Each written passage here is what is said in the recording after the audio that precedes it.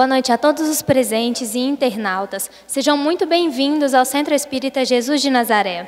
Hoje, a nossa leitura do Evangelho é na página 179, itens 3, 4 e 5 do capítulo 18. A questão é a porta estreita.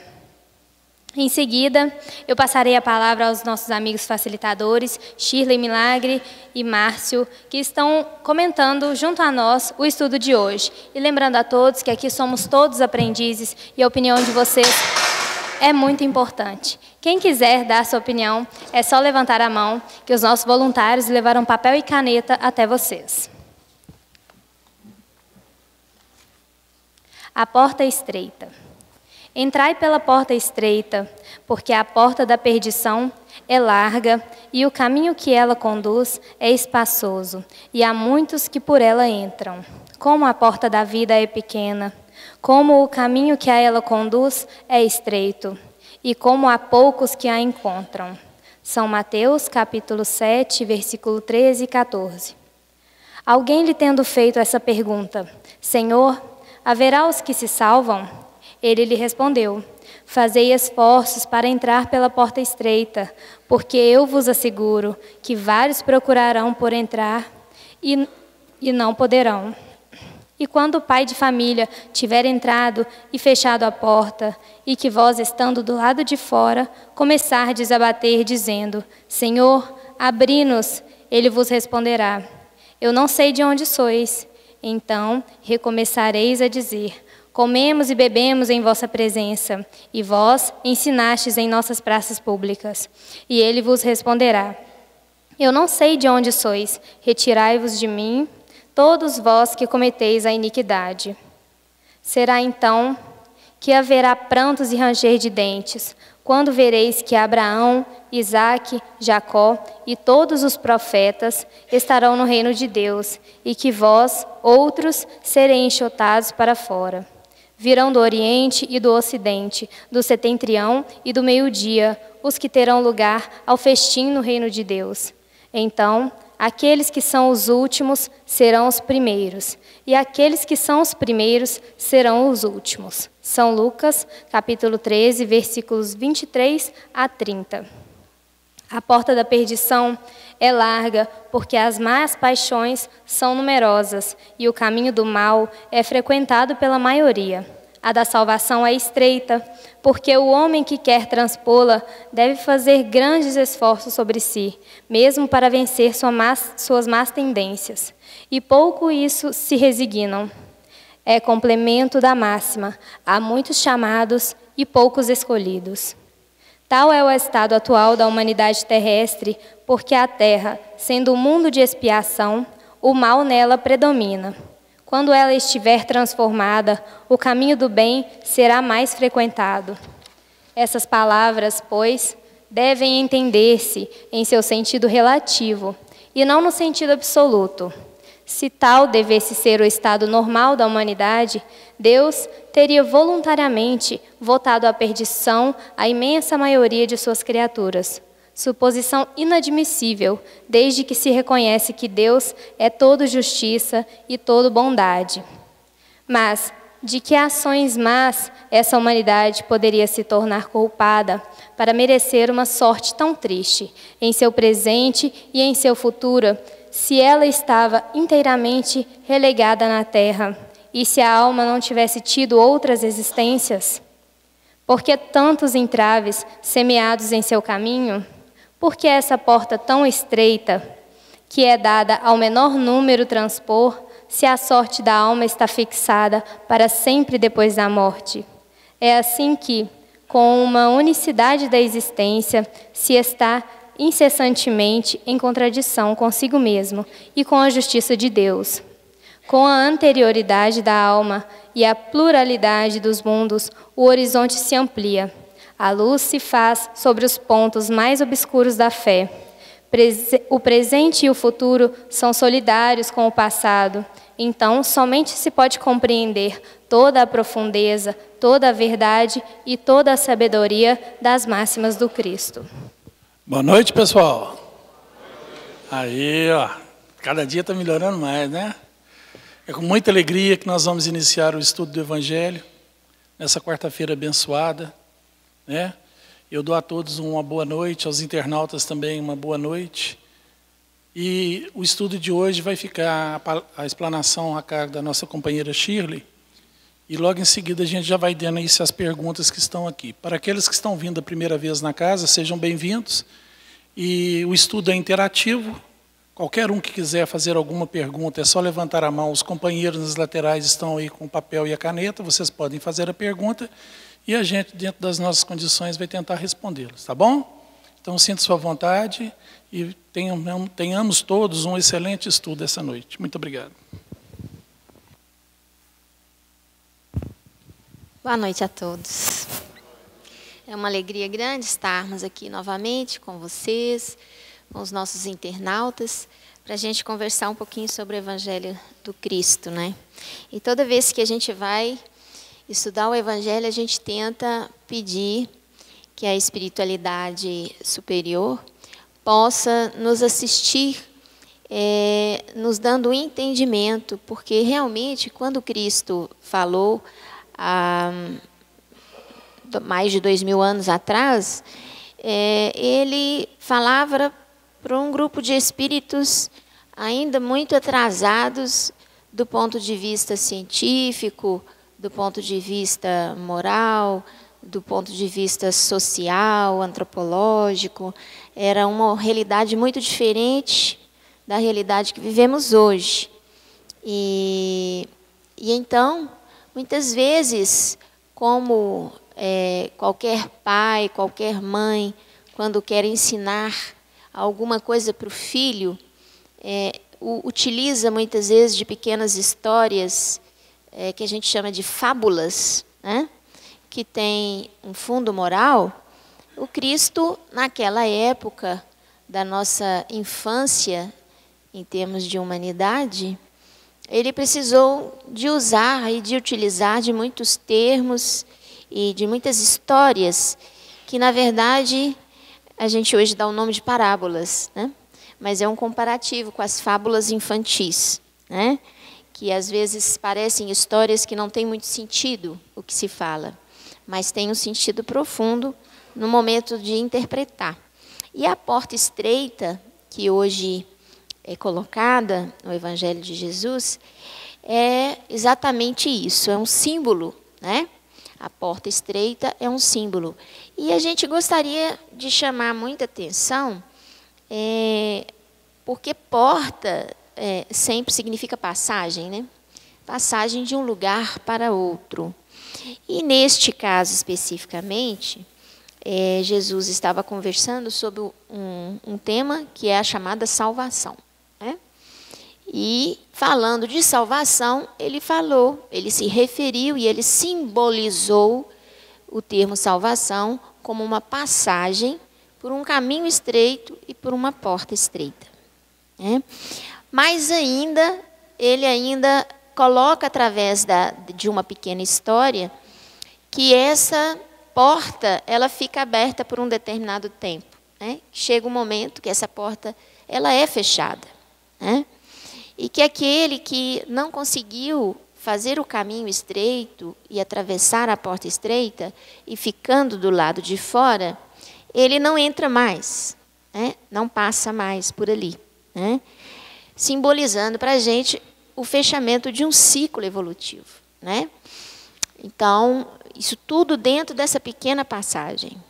E mais ainda, ele fala da questão dessa passagem na porta estreita, através do muitos os chamados e poucos os escolhidos. Quer dizer, os últimos serão os primeiros serão os últimos.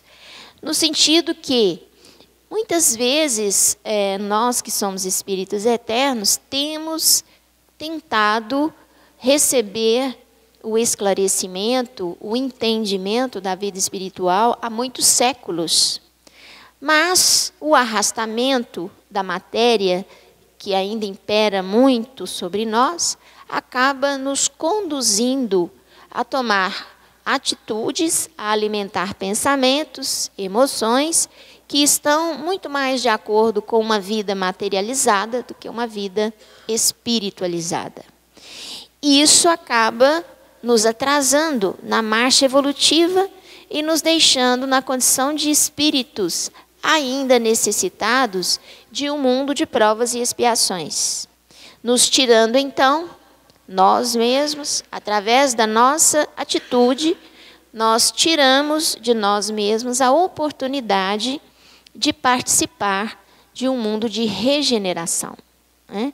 Que nada mais é que esta passagem da porta estreita para um outro lugar, diferente desse que nós estamos, né?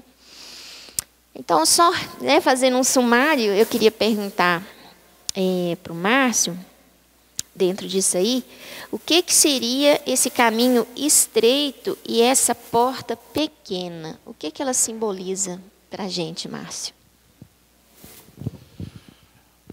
O caminho e a porta simboliza a retidão das nossas vidas, né? É porque quando a gente tenta seguir Jesus, na nossa visão materialista, na nossa visão de vida única, né? Que nós nascemos no útero e vamos morrer, depois esperar um juízo, ou para quem é materialista não vai existir mais nada, fica complicado a gente viver para o mundo espiritual deixando de lado as coisas da matéria. Então, essa porta estreita é por isso, porque é complicado abrir mão dos prazeres da carne para viver o Evangelho do Cristo.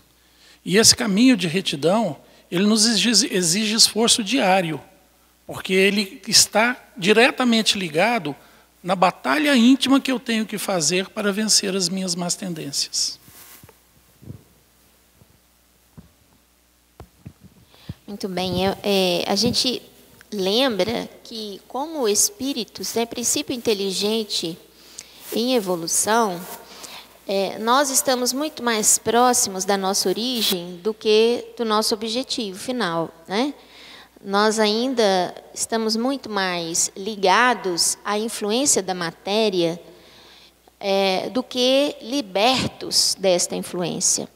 Portanto, quando Jesus fala que a porta da perdição, chamada perdição, é larga, é espaçosa, significa que é exatamente essa sintonia, essa facilidade com que o nosso espírito ainda é influenciado pela matéria.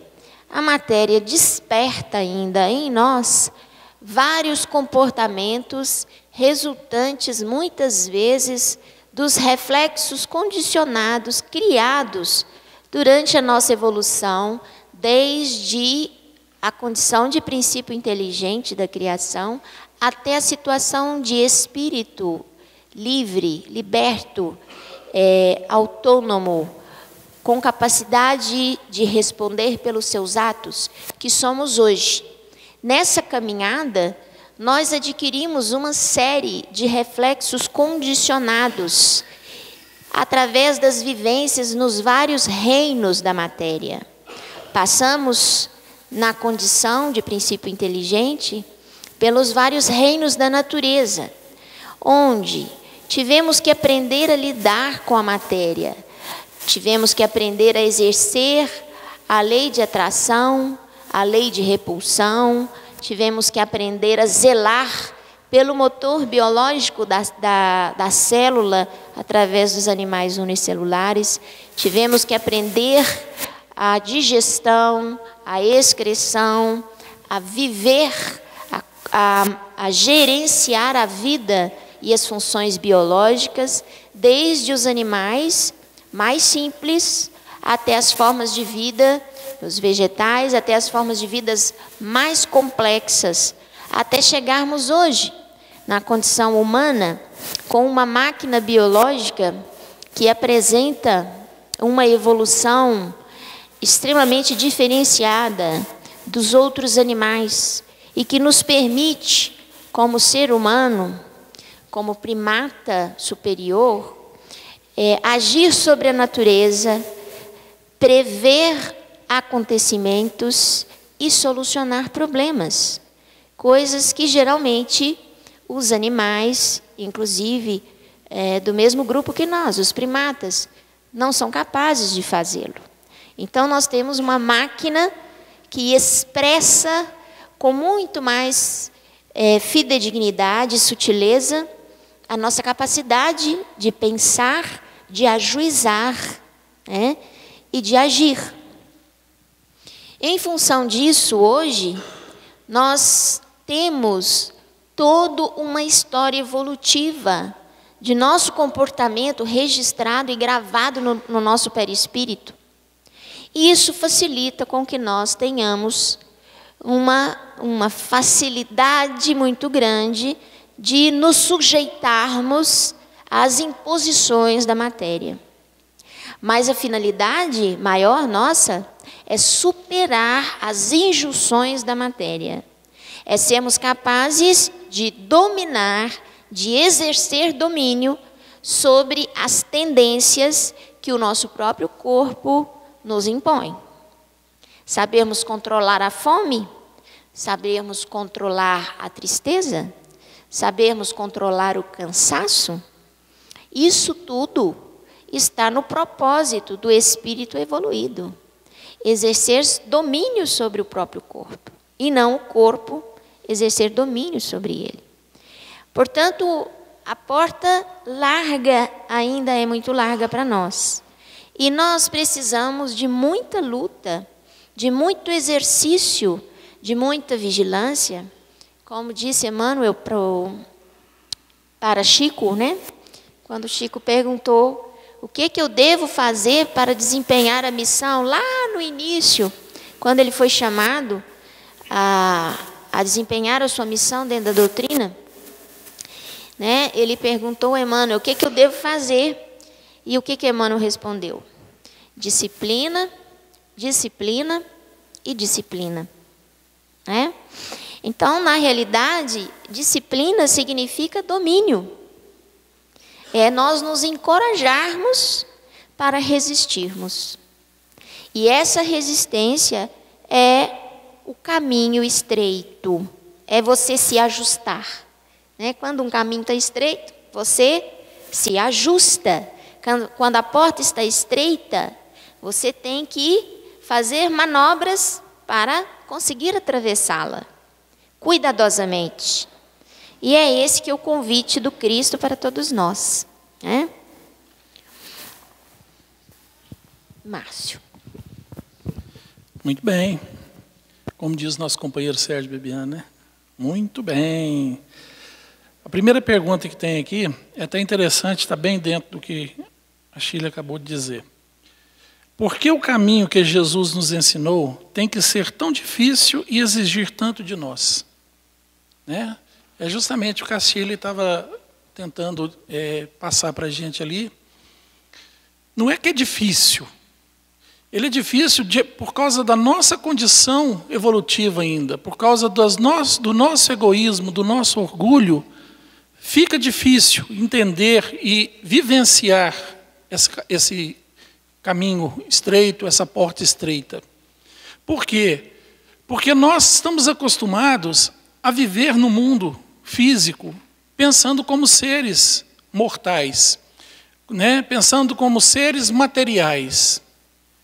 Só que a doutrina espírita ela vem nos trazer o ensinamento e a verdade de que nós somos seres espirituais num corpo físico. Né? O corpo físico nada mais é do que o uniforme que eu uso para estar aqui nesse planeta. É o escafandro de carne que nós estamos dentro dele. Eu não sou o corpo, eu sou um espírito imortal. E quando eu começo a me ver como espírito imortal, né, que essa vida que eu estou nela hoje é apenas mais uma de milhares que eu já tive, e hoje eu sou o somatório de todas as minhas vivências, todos os aprendizados, tudo aquilo que eu já venci, tudo aquilo que eu já trabalhei, eu trago comigo hoje. Né? Deus é um Pai de tanto amor que quando Ele nos permite voltar ao útero de uma mulher, né, para voltar ao planeta, o cérebro físico bloqueia as lembranças da vida passada. Por quê? Porque a lembrança dos absurdos cometidos por mim, dos crimes que eu já cometi, das pessoas que eu já lesei, eu já ia nascer depressivo. Eu já ia nascer revoltado de lembrar de tanto mal que eu causei.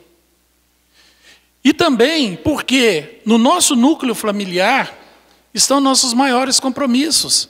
Muitas vezes o meu irmão foi um inimigo do passado. Minha mãe pode ter sido um inimigo do passado. Meu pai pode ter sido um inimigo do passado. Eu posso ter sido inimigo de todos no passado. E Deus me dá a oportunidade de nascer naquela família para que o laço afetivo e o laço de amor comece a se construir ali. E se eu lembrasse dos crimes, ficaria muito complicado fazer essa volta, né?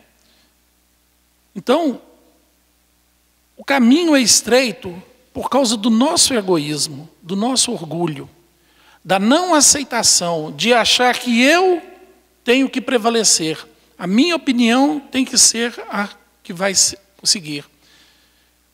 Porque eu vejo o mundo aos meus olhos. E eu queria que todo mundo visse o mundo da forma que eu vejo. Eu ainda não entendo que o outro é um indivíduo como eu, mas ele tem uma vivência, uma experiência diferente da minha. E às vezes aceitar uma situação de conflito e sair da melhor forma possível desse conflito, olhando o outro como um irmão e percebendo que se uma pessoa está agressiva, está ofensiva, é porque ela está mais necessitada que eu. Mas não, o que eu faço? Eu acabo me irritando também e o conflito é armado. Né? Quantas vezes a gente ouve aqui no acolhimento fraterno, pessoas se queixando porque foi ofendido, foi maltratado, porque não é compreendido, e a gente fala assim, você tem que orar para essa pessoa. Não, você está doido.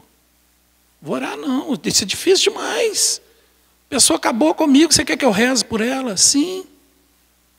A gente tem que entender que uma pessoa, quando está bem consigo mesmo, ela jamais machuca o outro. Jamais. A pessoa em desequilíbrio é que machuca, que ofende, que nos fere. E ao invés disso, o que eu faço? Eu me encho de cólera, de ira, de revolta, abaixo a minha vibração e entro na mesma sintonia dela. Aí são dois doentes a ser tratados. Não é difícil seguir Jesus. Não é. Quando a gente começa, depois que a gente começa, as coisas começam a fazer sentido na nossa vida. Porque não é fácil, gente, não é fácil.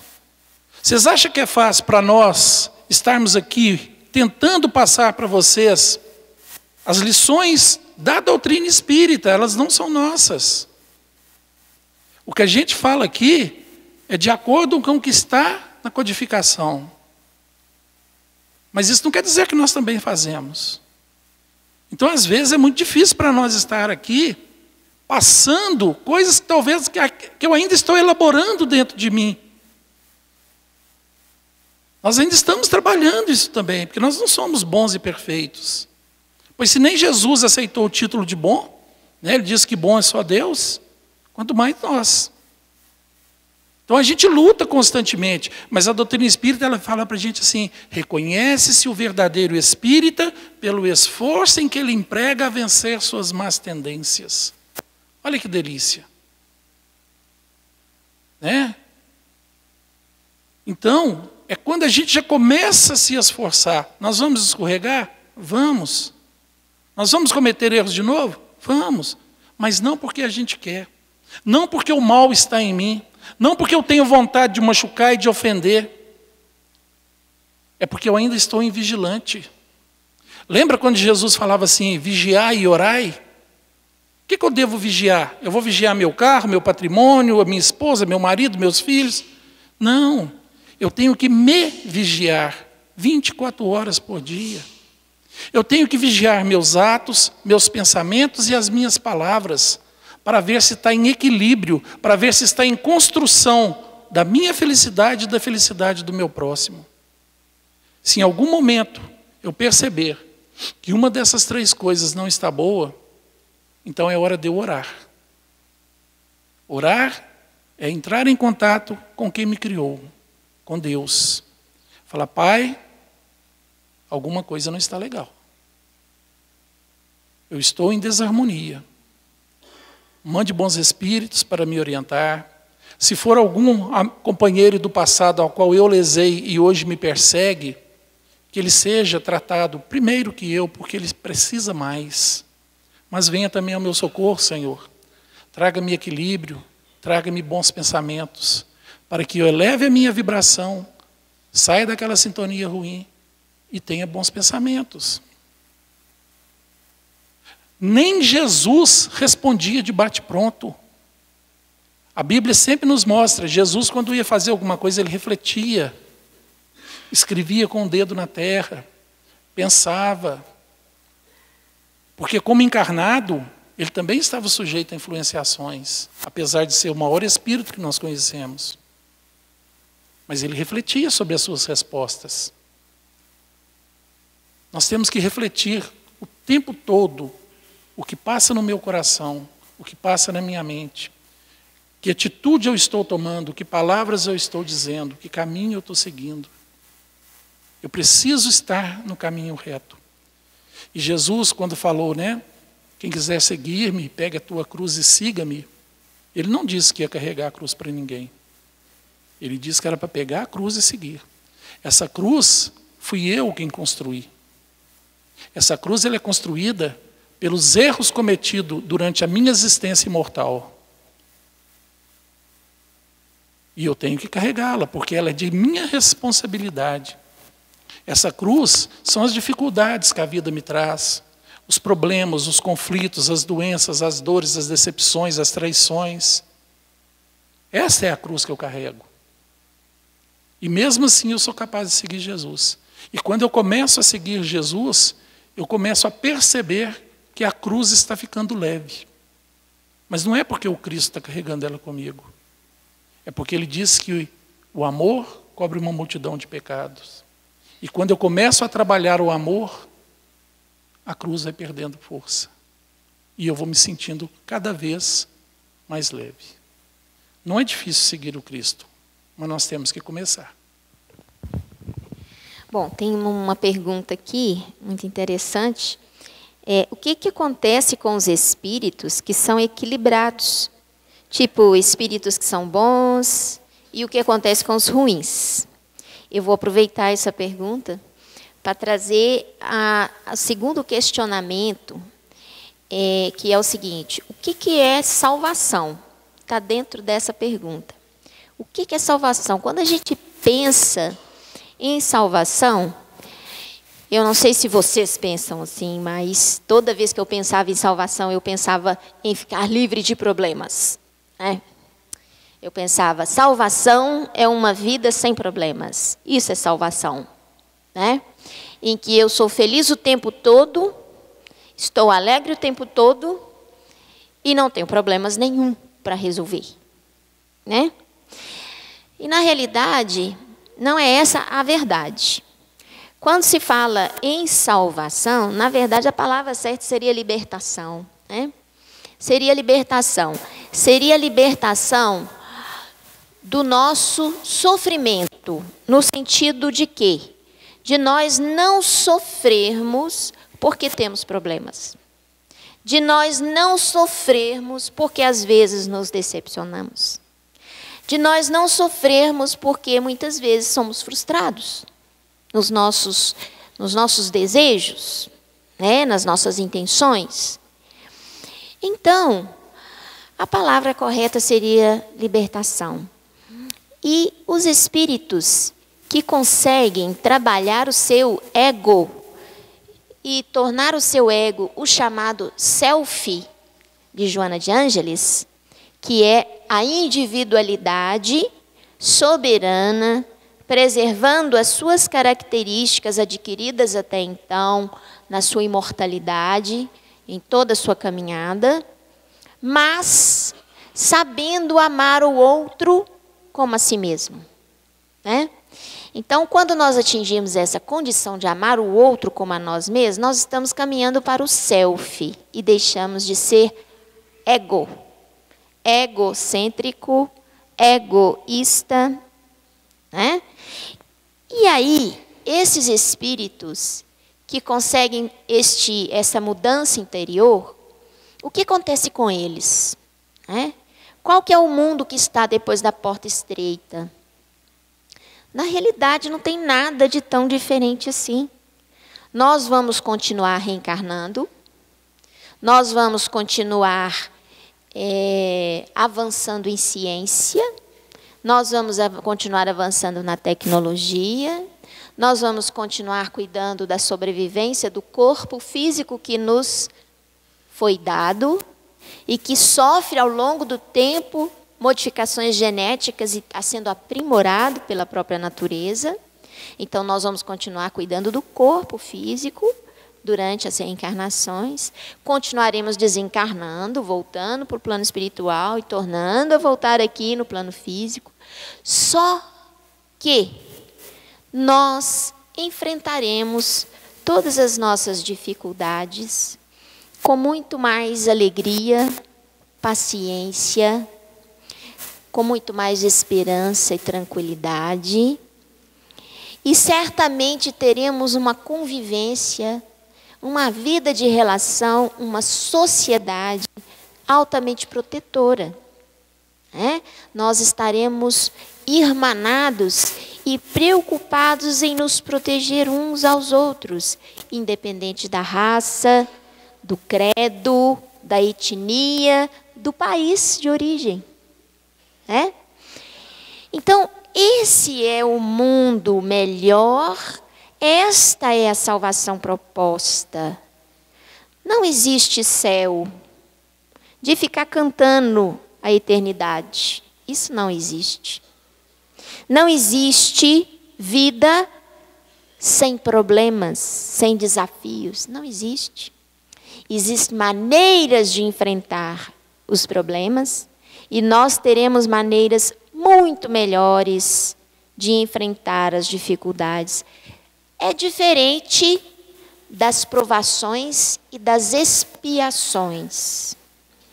Certamente que o espírito que conseguiu passar pela porta estreita, ele não terá necessidade de passar por expiações, por provas duras, porque ele já se capacitou, ele já conquistou a paciência, ele já conquistou a brandura, ele já conquistou a delicadeza, ele já conquistou a ética, a honestidade, a fraternidade, a solidariedade necessária para viver num mundo como esse.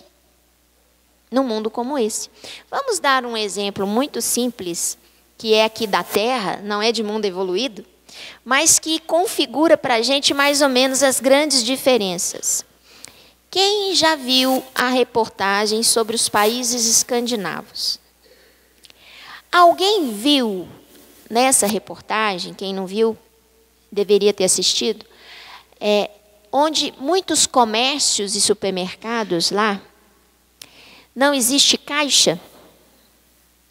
A criatura vai lá, pega o que necessita, passa no caixa, passa o seu cartão, ou deixa o seu dinheiro, pega a sua sacolinha e vai embora. Não tem ninguém te vigiando, não tem ninguém conferindo o dinheiro que você colocou lá, não tem ninguém no caixa do supermercado. Aí eu pergunto, imagina isso no Brasil. Então, isso é só para simbolizar para vocês, é um símbolo que eu estou dando para vocês. Para a gente viver num mundo melhor, nós temos que apresentar credenciais para viver nesse mundo melhor, porque senão nós vamos trazer transtorno demais para esse mundo. Nós precisamos estar capacitados para estar ali. Assim como um brasileiro que vai para lá, ele tem que tomar uma lição de ética e honestidade antes de chegar lá na Escandinávia. Senão ele vai fazer muita coisa errada. E é por isso que quando a porta se fecha, não há como entrar. Uma vez que o planeta sofre um fechamento de ciclo de desenvolvimento, não é possível que aquela criatura que não aprendeu, que não conquistou aquelas virtudes básicas para viver naquele tipo de mundo, ele vai ficar lá, não vai. Ele vai ter que primeiro fazer suas conquistas. Ele vai se capacitar. Para depois, então, ele até retornar.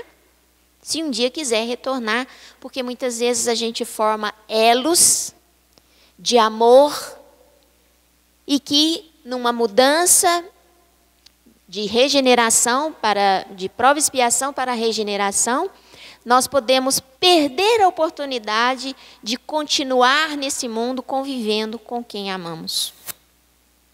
E temos que ir para outra escola, porque não adquirimos as virtudes necessárias.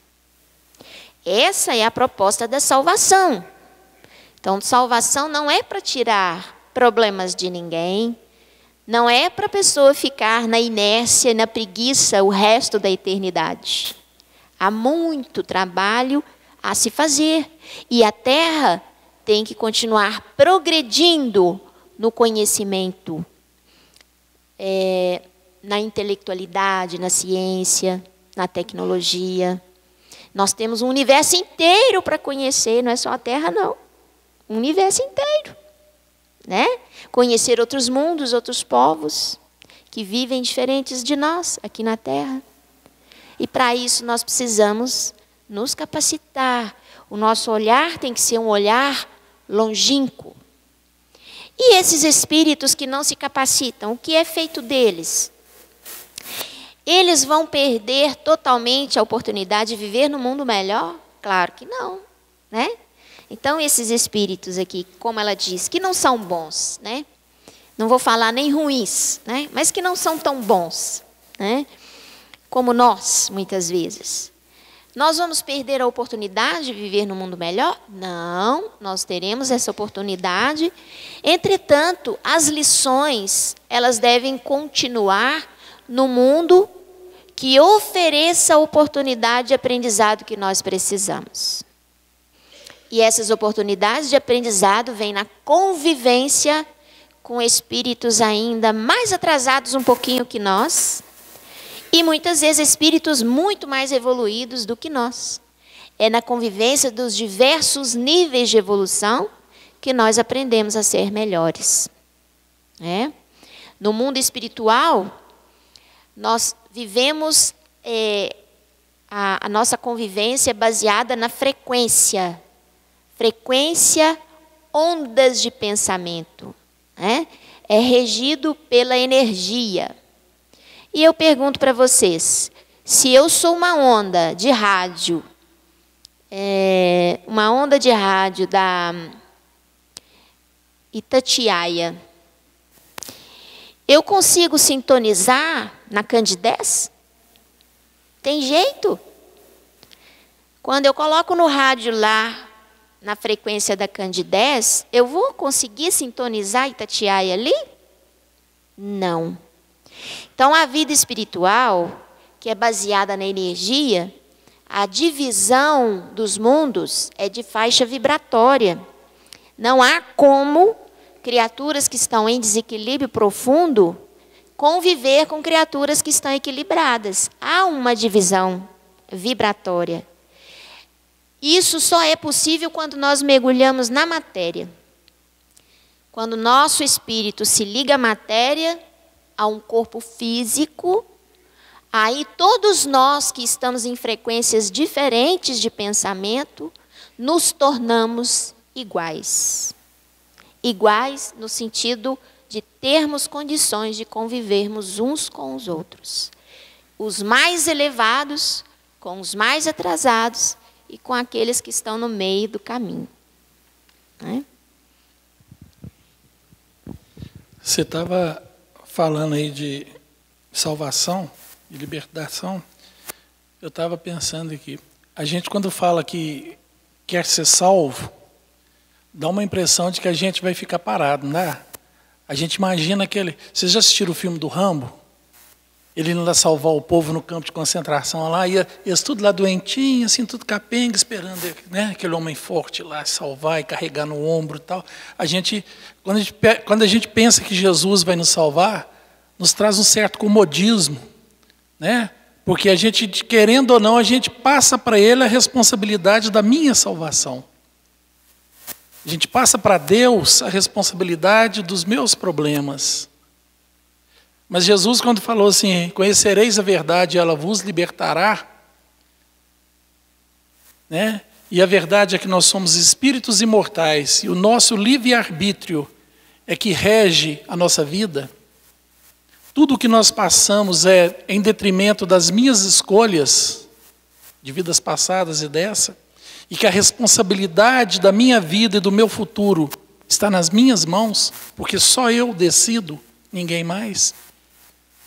Aí eu vejo que eu fico liberto. Eu me liberto.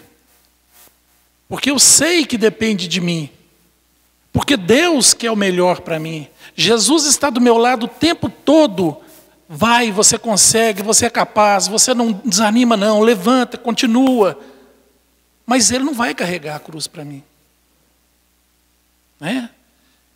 E eu também lembrei do livro Brasil, Coração do Mundo, Pátria do Evangelho, do Espírito Humberto de Campos. E a gente, quando pega esse livro para ler, a gente pensa assim, Brasil é o melhor lugar do mundo de se viver, né? É o coração do mundo, é a pátria do Evangelho, é o que vai salvar o planeta, é o Brasil. Mas a gente lendo o livro com atenção, a gente percebe que existe um capítulo onde Jesus chama Ismael para uma reunião. Ismael, para quem não sabe, é o governador espiritual do Brasil. É um espírito chamado Ismael. É ele que tem a dor de cabeça de enfrentar o nosso governo lá e tentar da melhor forma. E Jesus chamou Ismael na época do descobrimento. E falou com Ismael assim, vá nas zonas inferiores, busque todos aqueles falidos das cruzadas, das guerras, dos reinados, busque todos e leva para o Brasil. É a nossa população. Todos aqueles que falharam nas suas missões durante a história do planeta. Aí a gente percebe que quando fala que o Brasil é coração do mundo, é porque aqui é uma grande oportunidade de começarmos a desenvolver o amor.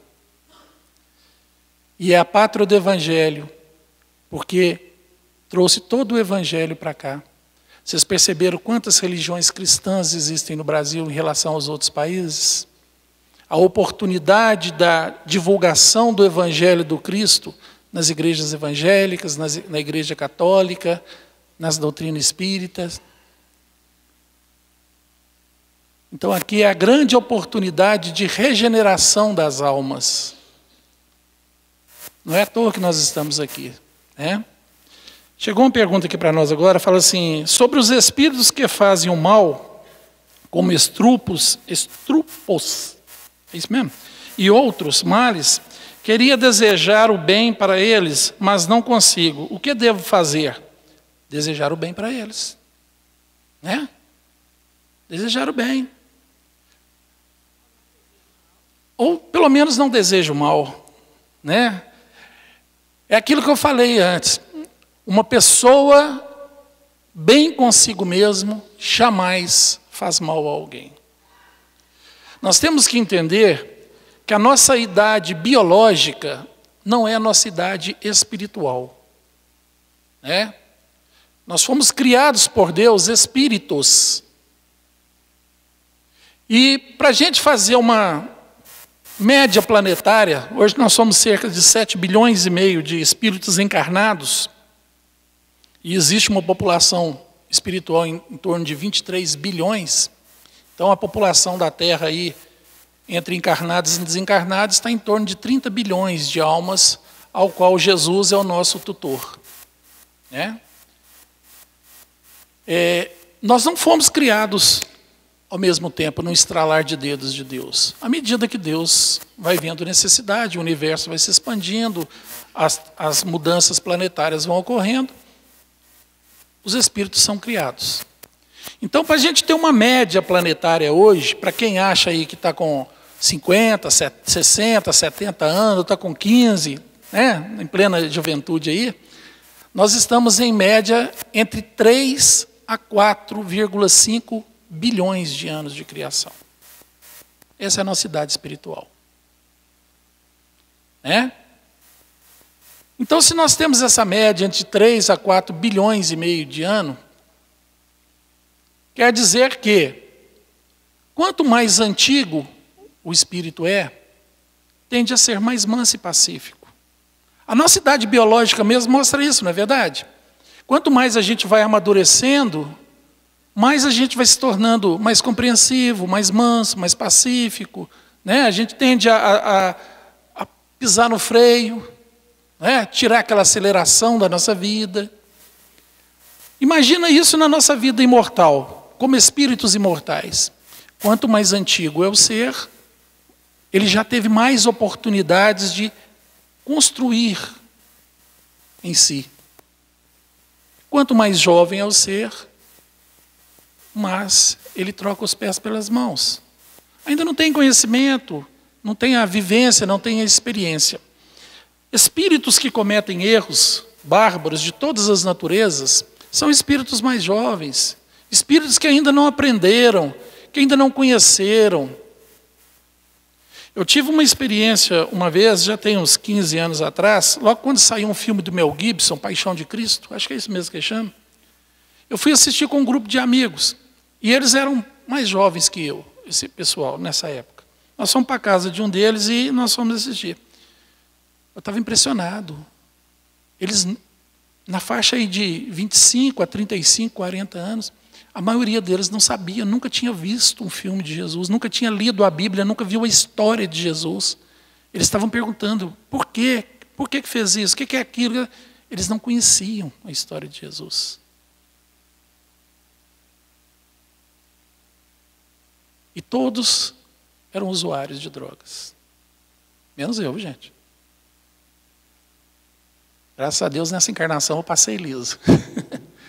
Não porque eu sou melhor, mas é porque quando eu era usuário de drogas, criminoso, bandido, em vidas passadas, eu aprendi que aquilo me fazia mal.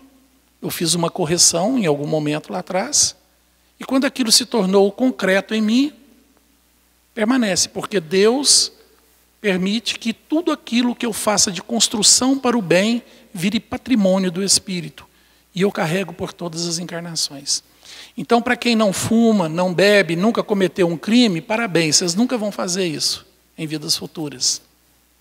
Porque isso já faz parte de vocês, parte de nós. Jesus faz sentido na nossa vida. Então, veja bem, Deus é Pai.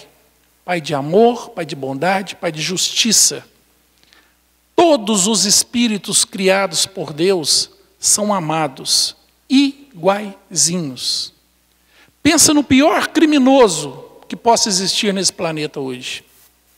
E pensa em Jesus. Deus tem o mesmo amor. O mesmo amor que Ele tem ao Cristo, que é o espírito mais evoluído que nós conhecemos, Ele tem ao pior dos criminosos. Porque Ele entende que é uma criança que está cometendo erros. E essa criança vai crescer, vai evoluir, vai experimentar os seus erros em outras vidas, vai fazer a transformação necessária para que um dia seja um espírito do bem também. Como eu fui e como eu ainda tenho coisas a vencer. Todos nós ainda temos muitas mazelas. A gente quando pensa assim, eu já não mato, eu já não roubo, eu já não uso drogas, já não prejudico ninguém, mas eu ainda sou egoísta, eu ainda sou vaidoso, eu ainda sou prepotente, eu ainda me estresso muito fácil, eu fico nervoso com as pessoas, eu não tenho paciência com as pessoas difíceis e complicadas, eu não faço ainda caridade. Gente, vamos fazer uma lista de virtudes A Shirley, no início da explanação dela, ela falou várias. Vamos fazer, vamos escrever. Eu tenho certeza que vai encher umas 3 folhas de papel, só de virtudes. Aí nós vamos marcando com canetinha aquilo que eu já tenho. Você vai ver o mundo que ainda falta para a gente. Falta muita coisa para a gente ainda. Então eu não posso julgar, meu irmão. Eu tenho que ter benevolência, paciência e compreensão. Porque é assim que Deus quer. No Pai Nosso, Jesus fala, né? Perdoai as minhas ofensas, como eu perdoo os meus ofensores. É como eu perdoo. Então, se eu não perdoar com todo o sentimento, com todo o coração, eu não posso esperar isso de Deus também. Apesar que Deus jamais vai me condenar, a gente sabe disso. O que me condena é justamente, como a Shirley disse, as faixas vibratórias onde eu vibro. Porque no mundo espiritual, quando eu saio do corpo físico, através da morte, né, que é o passaporte para voltar para casa, porque eu sou espírito, meu mundo é o mundo espiritual, não é o mundo físico. Para que mundo eu vou? Para que dimensão eu vou? Deus vai me julgar? Nunca. Deus não condena ninguém, nunca vai me julgar. É Jesus quem vai decidir para onde eu vou? Não. Então quem é? A minha condição moral. É como um imã me atraindo para junto dos meus iguais. E não tem como eu fingir que eu sou diferente. Lá não é como aqui. Lá eu sou o que eu sou, pronto, final. Acabou. É aquilo que eu realmente sou, é onde eu estarei. Quanto mais evoluído eu for, mais bonito, pacífico e belo é o plano para onde eu vou. Quanto menos evoluído eu for, mais tenebroso é o ambiente. Né? Amar ao próximo, independente do que ele faça. Fazer ao bem sem olhar a quem. Ore por essas criaturas. Peça a Deus que ilumine essas criaturas. Mas jamais julgue, porque nós não temos condições de julgar. Como Jesus bem disse, né, na passagem da adúltera, quem não tiver pecado, que atire a primeira pedra. Lembre que nós não estamos na nossa primeira vida. Nós já temos um passado de reencarnações pretéritas aí, onde nós fomos muitos delituosos. Vocês não têm ideia do que nós já fizemos no passado. Para quem já fez o acolhimento fraterno dessa casa e terminou e teve a oportunidade de passar pelas reuniões finais, teve uma pincelada do que andou aprontando em vida passada. Né?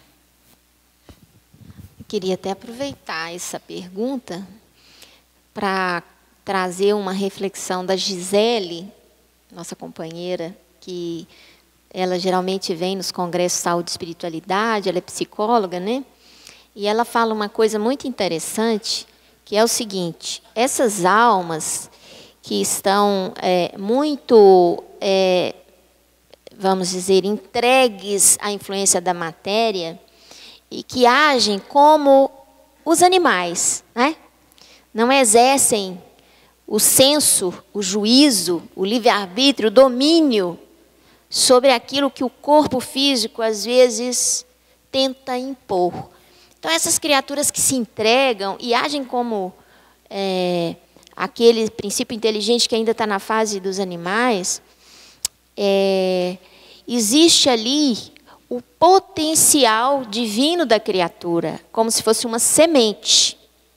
E se nós não somos capazes de amar a criatura como ela o é hoje, que façamos um esforço grande para enxergar na criatura a semente divina que ela traz dentro de si. E aprender a olhar para essa semente, e não a olhar para a criatura na condição infeliz que ela se encontra. É isso que o Cristo nos pede. Se nós amarmos apenas os que nos amam, que diferença fazeis isso? Não fazem assim também os publicanos? Se amardes somente os que vos amam, que mérito tereis nisso? E muitas vezes é muito difícil para nós amar uma criatura tão delituosa, né, que provoca tanto mal a outra criatura. Eu sei que é difícil.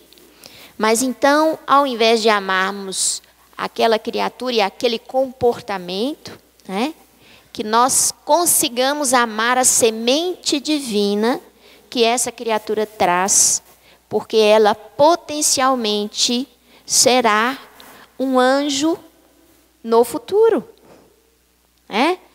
Deus queira que ela caminhe rápido e que ela vença e que ela passe pelas as expiações e provas necessárias.